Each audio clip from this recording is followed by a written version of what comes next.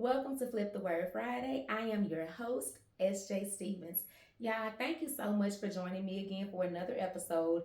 But first and foremost, thank you all so much for all of the support that you have given me so far. The likes, the subscribe, the comments. But even more than that, to the people who feel more comfortable reaching out to me one on one, who've reached out to me on Facebook, who know me and who've text my business number, letting me know that like I've inspired them or I've encouraged them in some way. Like y'all, that's literally what I do this for. If I never make a dime off of running my big old mouth, it does my heart justice to know that even just me simply telling my story, me being transparent to who I am and what I'm going through, and like taking you guys on this journey with me, to know that my journey inspires other people, like that's enough for me. That's enough. Like, it is the dopest thing ever. It's one thing, and it's appreciated still, but it's one thing when it's people that you know who just encourage you, who just support you. Like, not that it's expected or a given, but like, those are my people. But when it's strangers, y'all, when it's people that I haven't talked to in years, when it's people who don't like me that still reach out and say, like, I saw that and I resonate with that. I see you. I see the growth. I'm so proud of you. You made me wanna, you inspired me too. Like, yeah, it is the dopest feeling ever. So I just thank you so much for the feedback, for the encouragement, and for just letting me know that whatever this thing is that God is doing in my life, it is not only happening to me, but it is happening to other people through me. And it's like dope. Like, that's the dopest thing ever. So thank y'all so much for that. Also, really quick, I have decided, well, I didn't decide, I think God decided, I will not be doing Still Sunday. Still Sunday was meant to be like, a week. It's a refresher, it's a motivator. Let's get the week going. And then we would have had open house on Wednesday and then flip the word on Friday. God said that Still Sunday is not needed. And y'all, that was one of my favorites because it was easy, it was light flowing, God said, no, ma'am.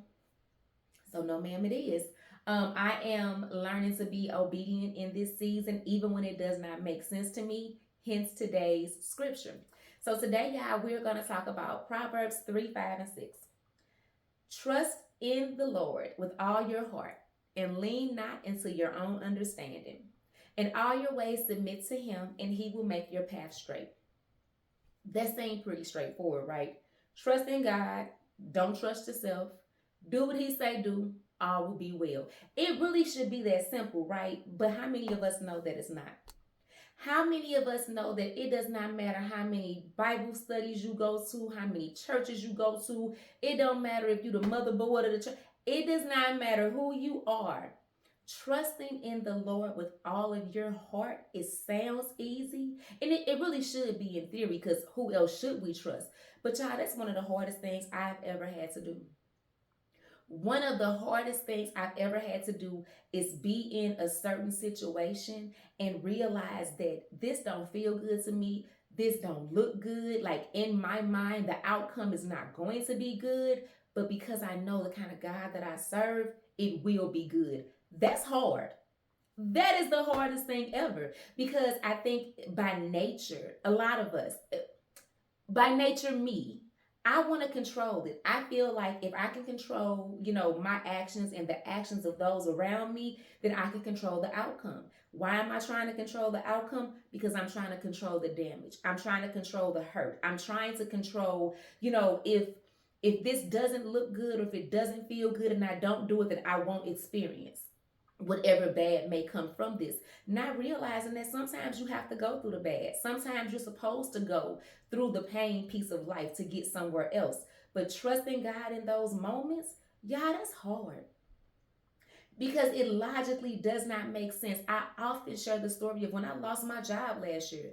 Now let me say, I was not devastated about losing the job. I hate that job. I hated my boss.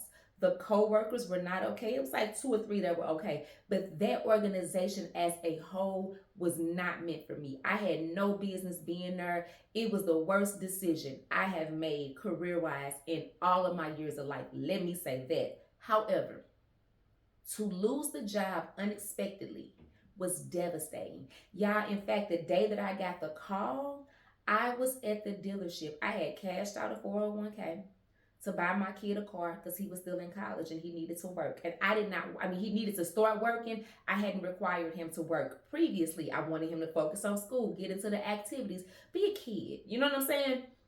That day, y'all, I had took this money out. I'm signing the paperwork, and that man called and fired me. No warning, had no clue what I mean, again, it felt okay because I didn't want to be there no way. But what came after that, I was not expecting. I was not expecting to be out of work for 10 months. I was not expecting to apply for jobs that I know I was qualified for. Like, I'm not tooting my own horn, but like toot toot, I have a master's degree. I have a bachelor's degree. I have been a director, operations manager, police officer, correctional officer, sex crimes investigator. I'm a 7-time author. I'm a professional grant writer. Literally, humbly is all outdoor, but like Google me. I am professionally who I think I am. Hundreds of applications, y'all. Hundreds. No, no, no, no. Most of them I wasn't even getting interviews for. The interviews that I did have that felt good, I'm like, okay, this the one, this the one. No, we went with somebody better. We went with somebody more qualified. Y'all know how hard that was? And through this time, now be clear, I got closer to God during this journey. Like last year is the year that led me to here. Let me say that. But the amount of times that I questioned what God was doing and why God was doing it to me, y'all, I was suicidal. I was depressed. Every negative emotion or negative like reaction you can have to a circumstance I had. I cried myself to sleep so many nights. I drank like a young fish out the bottle. I was in a space, a dark, dark space that because I couldn't understand it. And that goes to the next piece of this. Lean not on your own understanding. In my mind, I'm the most qualified for everything. I've done everything. I have glaring recommendations. Like I am, again, professionally, who I say I am, who I think I am that. And that was my mindset, right? But lean not into your own understanding. Part of the issue for me during this time was it was me, me, me, me, me. It was exactly what I just said. Google me. Do you know who I am? Do you know what I've done? Because I was leading with this in my mind, and I could be wrong again, I always encourage and welcome the feedback. Correct me if you hear me saying something that's not accurate or that like I could view from a different perspective. Call me on it. I'm here for that. But part of me and why I feel like God did not do it quickly for me is because I was leading with me. I was so busy talking about what I had done and what I had accomplished and who I was. I left God out of it. Mind you, I'm at church every Sunday. I'm at Bible study, prayer group. I'm at something 4-5 times a week. I'm reading the Bible. I'm doing the plans. I'm doing all of this. I never once said I didn't do these things. I couldn't have done these things by myself. God did these things. God opened these doors for me. When I went from a case manager in St. Louis for Epworth to a director at Mers Goodwill, logically that didn't make no sense. It was nothing I did to do that. That was God putting me to the next level. However, in my mind, in my own understanding, I have done these things. How dare you not acknowledge me? I feel like God said, I'm not going to let them acknowledge you because you're not acknowledging me. You ain't done nothing, Shamara. You've not done anything. You've only done what I've allowed you to do. How dare you not give me the glory for that? So the lean not into your own understanding, sometimes I feel like we have to learn how to take us out of it. Like it don't have to make sense to us. It does not have to go A, B, C, D because we think it should go A, B, C, D. God be having plans for us that like don't make no sense. On this earth, it does not make sense. I'll never forget when I got the job at Mers, my first, listen, y'all, I had never been a supervisor. I had never even been a team lead. I was a case manager. I was a drug court liaison. When I told one of my clients, like, I'm leaving, I'm going to be a director, I will never forget that man looked at me and was like, what? I was like, yeah, like, I don't know. I applied, I got the job. And that man was like, that was God. At that time, I wasn't in church. I was like, no, no, that was me because I got a master's and I got a. No, in hindsight, baby, that was God. I was not on paper. I was qualified. I had the education by this time, but experience wise, I wasn't. It was I could name 20 people who were more qualified than I was at that time. God gave me that. God wanted me to go to the next level. He knew that that door needed to be opened in order for me to go where I was going. Yeah, I've never had a position that was not director level or like the equivalent since then. I haven't. I was not on that path though. That never crossed my mind. That was God. So again, lean not on your own understanding. So then, yeah, it says, in all your ways, submit to him and he will make your path straight. Submit to him and he will make your path straight. And always, not just in some of them. That's also the thing. I don't know. And like somebody can help me with this. When I submit in all your ways, to me that means just do what's right. Do what the Bible says. He's given us the blueprint on how we're supposed to live. Just do it. That really sounds good, right? I'm not there yet. I acknowledge there are things that I still do. There are still things that I desire to do. There are things that are like, I know God says no. But sometimes I'm like, just a little bit, just a little bit. Like, let me just get a taste of it. So I don't know, like, submit to him in all your ways. Yeah, is it as effective if you submit in some ways and not all? Or is it like all or none? Because for me, like, I feel like I have submitted my life to God in a lot of areas. I have submitted my life to God in areas that I previously had no desire to give up. You know, I wanted to do what I wanted to do, right? And to not do certain things or to not be around certain people or to not put myself in certain environments, say certain things, drink certain things. Like I have submitted in some ways, but like I'm not 100% there yet. So I just wonder, and this is like a total sidebar, like, does that mean that I won't get all of what God has to offer me because I haven't submitted all the way? Or like, do y'all think that God sees my heart enough to see the change? And so he's willing to like work with me until I get there. That was the total sidebar, y'all. That was not where this was supposed to go, but it's a question. So if y'all have an answer, please leave it in the comments because I really don't know. Like, do y'all think that God is like an all-in God or like I'll take you as is as long as I see the progress type of God? Like, yeah, that's a question. So that's a total random question, but back to the script. I told y'all, yeah, I don't be having no script. This is literally just me processing my life in front of y'all. Literally, that's what y'all get to see me do.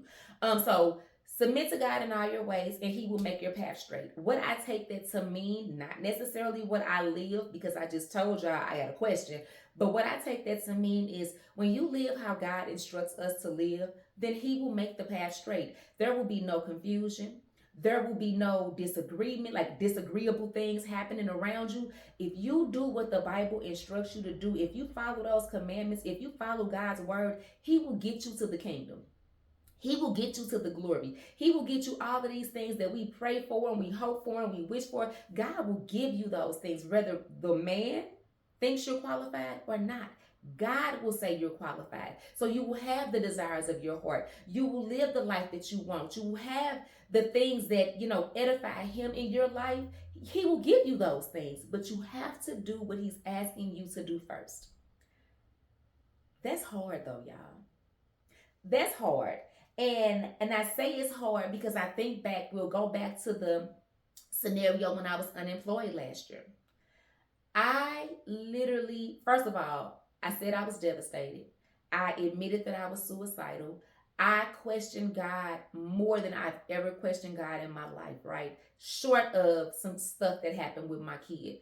I questioned God like crazy, like, why me? How could you? How dare you?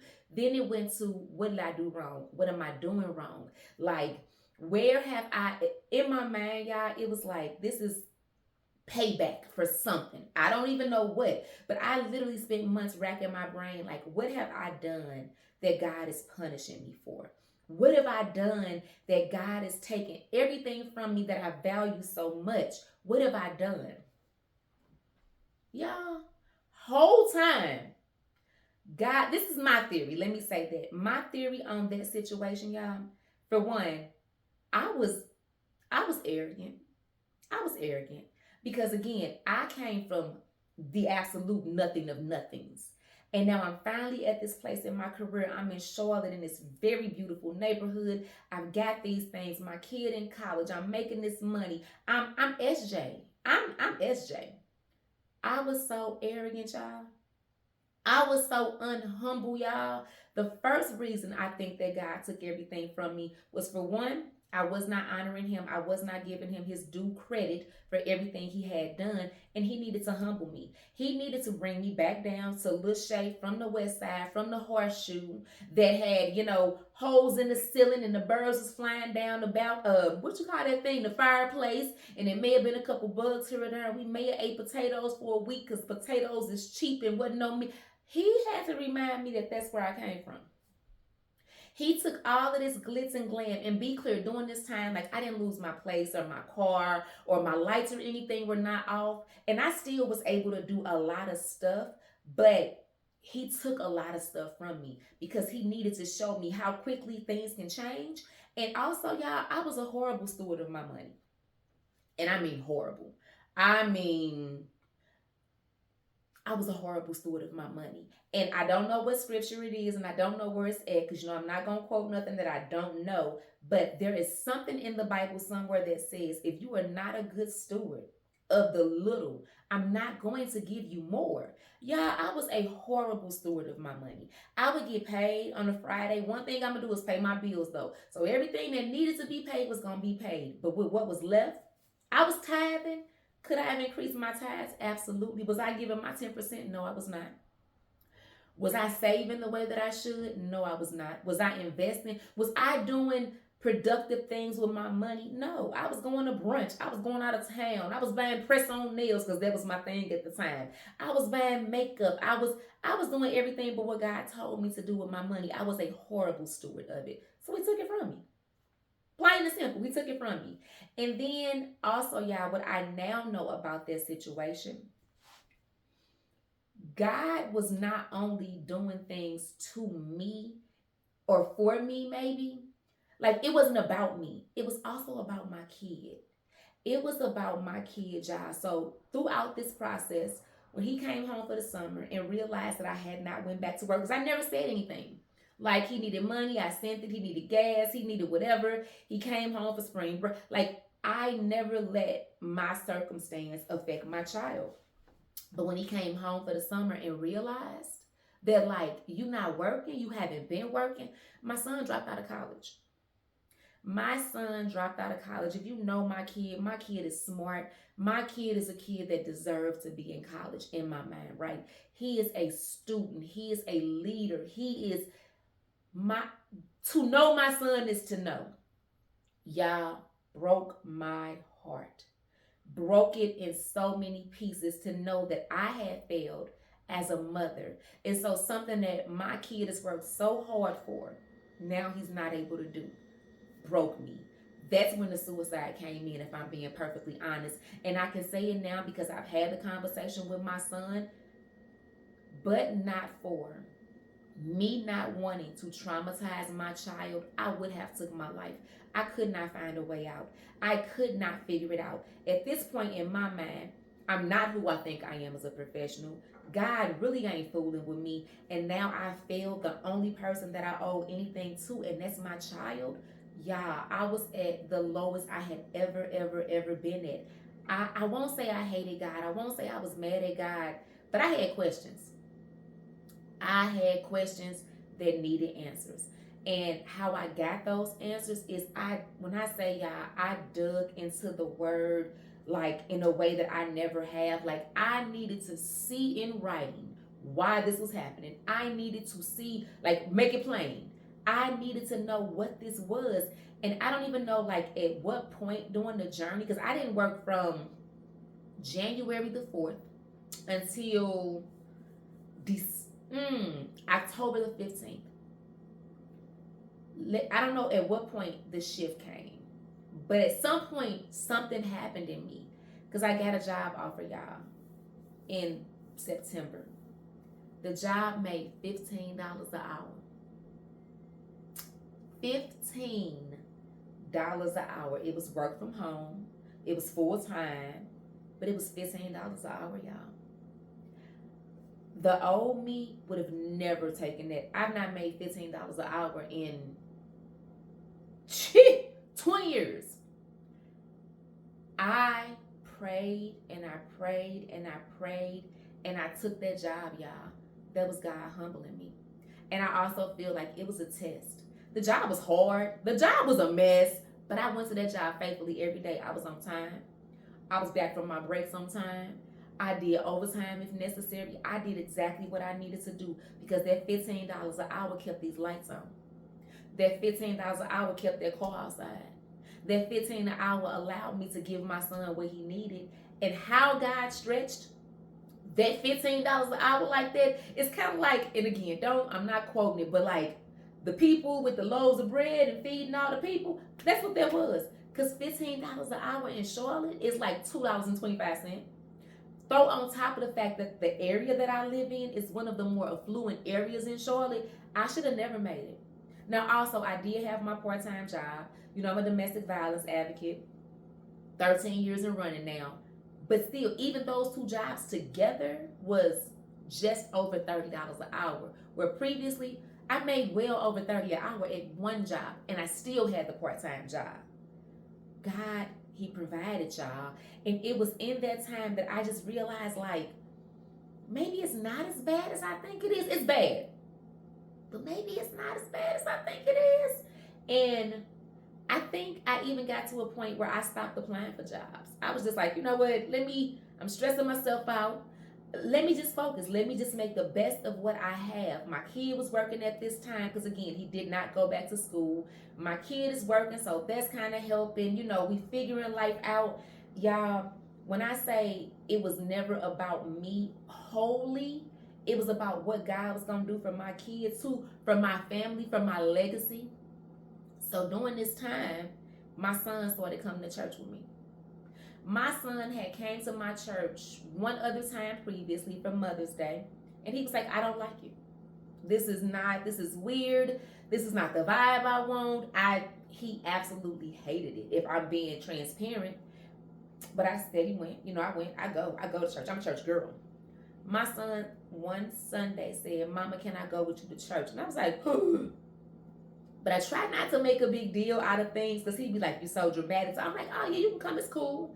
I went in my room, y'all, and I cried because it was like, I didn't ask him to go. I never wanted him to go because I made him go. Like, he's a grown man. He didn't grow up in church, so, you know, your path is your path. I cried so hard, y'all. This is a kid who didn't even believe in God at one point in his life. He asked to come with me because he saw me going. I feel like he saw what he was doing in my life, and he just wanted to see. Yeah, my son went to church there one time, and he never stopped going.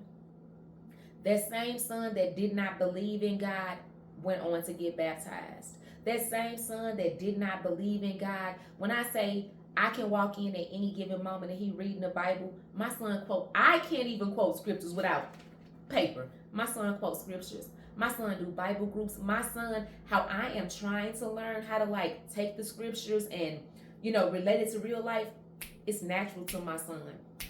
It's natural to him. It is like this process, it wasn't just for me. Because if you go back, if I had not lost that job, my son never would have came home from school. My son had less than 2 years left. My son would have never came back home from school. Had my son never came back home from school, my son never would have went to church because he was in Atlanta on Sundays. He lives in Atlanta. He had no reason to be here on Sundays. So it's like, okay, God, I see something that's happening here. From there, I find a better job. Yeah, this is a job I had applied for like in July. The job that I'm in now, I applied for in July, August. I interviewed for in September. They told me no in like maybe October. They called me back. I didn't reach back out to them. I was like, the heck with them. I didn't reach back out to them. It just was not for me. They called me back, offered me the job. I had to finagle that salary a little bit, but that's where I'm at to this day. Y'all, I love my job so much. The people I have met at my job, the all of the things that I have learned over the years is everything that this job is. Y'all, this is the first time I have been at a job where I am being stretched. Because and it's not me being arrogant, it's literally me being accurate. I was the smartest person in a lot of rooms that I was sitting in. And when you are in that position, you do not grow. You don't grow because you're busy teaching everybody else. It's the same thing we just talked about in the friendship audit. If you're the one always bringing everybody else up, where do you go? You don't go nowhere. Or you come back down to where they at. That's always how I've been in these jobs.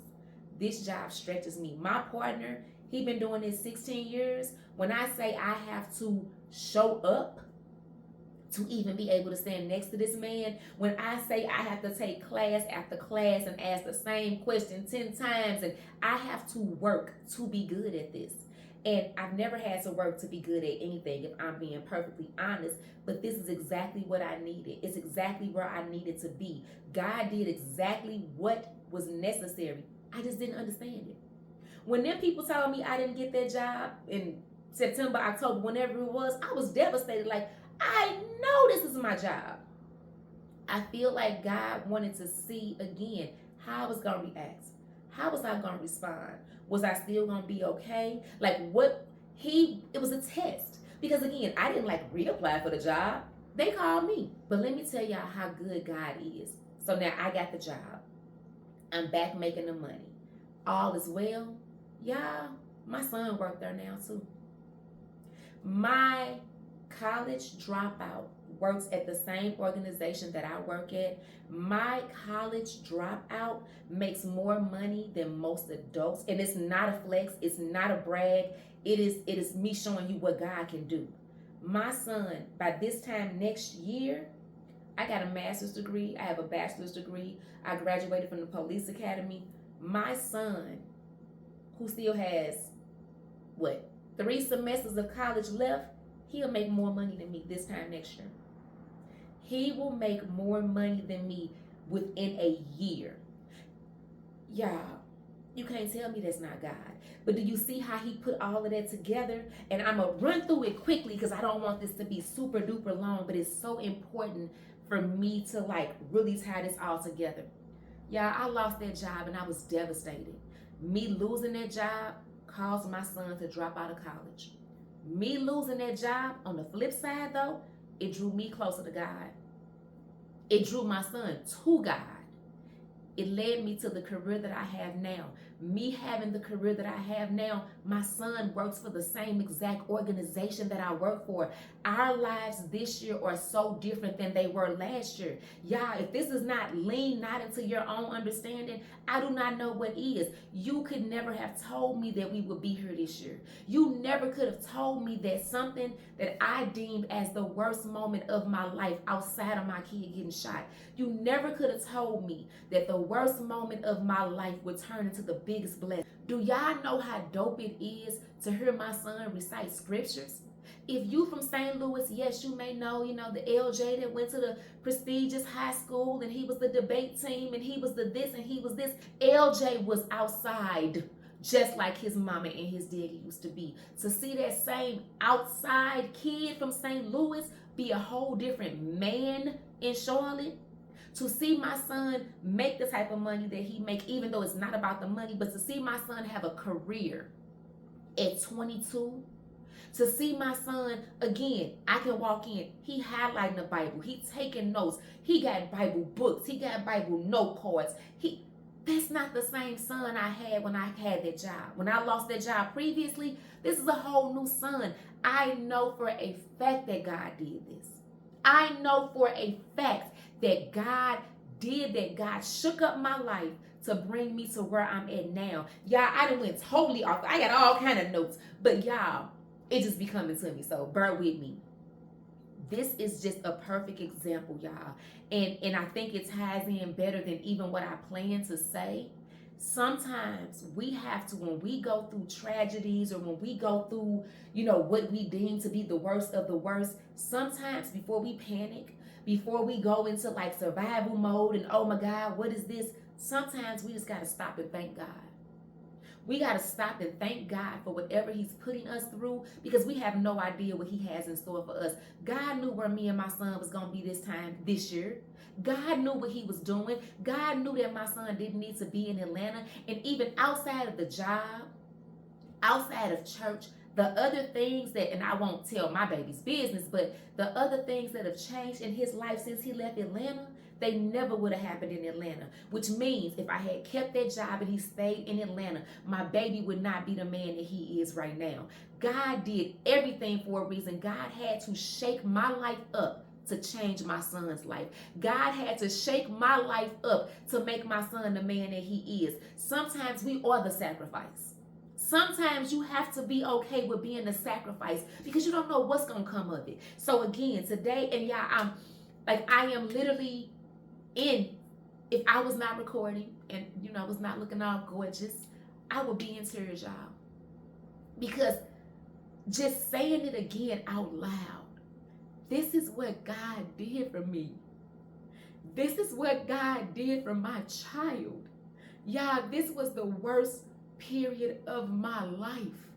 The only reason I didn't kill myself, it wasn't respectfully, it wasn't because of God. It was because I didn't want my son to have to experience life without his mama. My baby been through enough. I didn't want to traumatize my baby.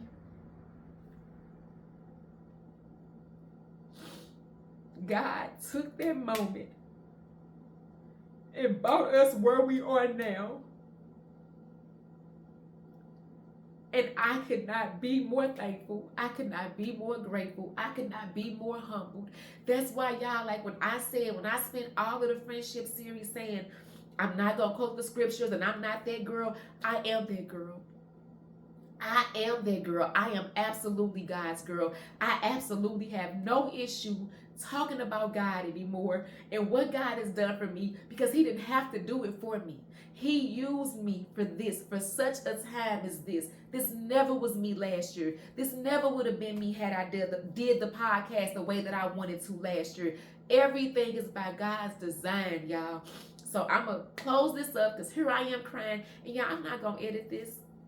I'm going, because this is what it's about. This is why I do these things. Like, we have to be willing to share our story. We have to be willing to say, these are the things that happened to me. People like last year, you never looked like what you was going through. Oh, we never knew, because I didn't want nobody to know.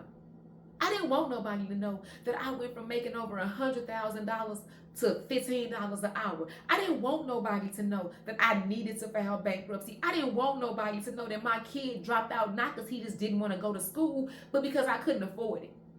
I didn't want nobody to know that. This year, I want everybody to know, because again, if nothing else, I am a testimony of what God can do. If nothing else, my son is a testimony of what God will do if you just trust Him. So yeah, I'm going to wrap this up. But again, Proverbs 3:5-6. Trust in the Lord with all your heart and lean not to your own understanding. In all your ways submit to Him, and He will make your path straight. Yeah, that is literally my life right now. That is what I am living. And no, I'm not fully submitted. I still got stuff to work on, heathen to holy. But y'all, trust in God. It'll work out. It always does. He never fails. He will not fail us. He will not lead us astray. He knows exactly what He's doing, y'all. And as hard as it is to relinquish that control, because I know I am a reformed control freak. But as hard as it is to relinquish that control, when you do, God will do exceedingly and abundantly. So that is all I have for today. I will see y'all back next Wednesday for another episode of Open House. I love y'all on purpose.